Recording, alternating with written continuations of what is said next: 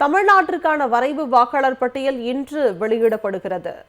பீகாரை தொடர்ந்து தமிழ்நாடு, புதுச்சேரி, கேரளா, மேற்கு வங்கம் உள்ளிட்ட 12 மாநிலங்கள், யூனியன் பிரதேசங்களில் வாக்காளர் பட்டியல் சிறப்பு தீவிர திருத்த பணிகள் கடந்த நவம்பர் 4ஆம் தேதி தொடங்கியது. இதில் மேற்கு வங்கம், ராஜஸ்தான் உள்ளிட்ட மாநிலங்களில் வரைவு வாக்காளர் பட்டியல்கள் வெளியாகிவிட்டன.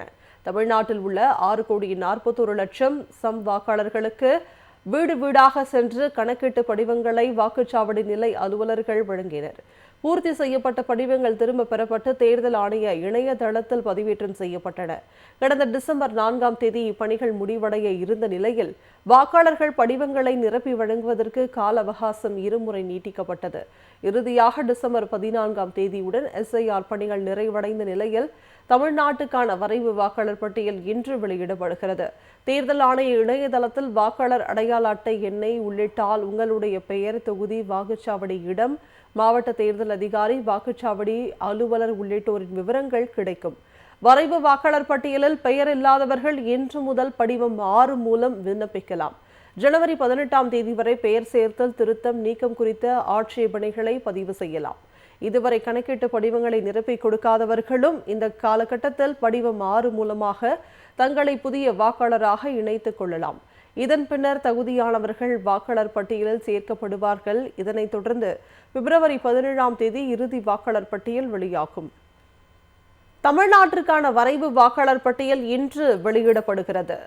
பீகாரை தொடர்ந்து தமிழ்நாடு, புதுச்சேரி, கேரளா, மேற்கு வங்கம் உள்ளிட்ட 12 மாநிலங்கள், யூனியன் பிரதேசங்களில் வாக்காளர் பட்டியல் சிறப்பு தீவிர திருத்த பணிகள் கடந்த நவம்பர் 4ஆம் தேதி தொடங்கியது. இதில் மேற்கு வங்கம், ராஜஸ்தான் உள்ளிட்ட மாநிலங்களில் வரைவு வாக்காளர் பட்டியல்கள் வெளியாகிவிட்டன. தமிழ்நாட்டில் உள்ள 6,41,00,000 சம் வாக்காளர்களுக்கு வீடு வீடாக சென்று கணக்கீட்டு படிவங்களை வாக்குச்சாவடி நிலை அலுவலர்கள் வழங்கினர். பூர்த்தி செய்யப்பட்ட படிவங்கள் திரும்ப பெறப்பட்டு தேர்தல் ஆணைய இணையதளத்தில் பதிவேற்றம் செய்யப்பட்டன. கடந்த டிசம்பர் 4ஆம் தேதி இப்பணிகள் முடிவடைய இருந்த நிலையில் வாக்காளர்கள் படிவங்களை நிரப்பி வழங்குவதற்கு கால அவகாசம் இருமுறை நீட்டிக்கப்பட்டது. இறுதியாக டிசம்பர் 14ஆம் தேதியுடன் எஸ்ஐஆர் பணிகள் நிறைவடைந்த நிலையில் தமிழ்நாட்டுக்கான வரைவு வாக்காளர் பட்டியல் இன்று வெளியிடப்படுகிறது.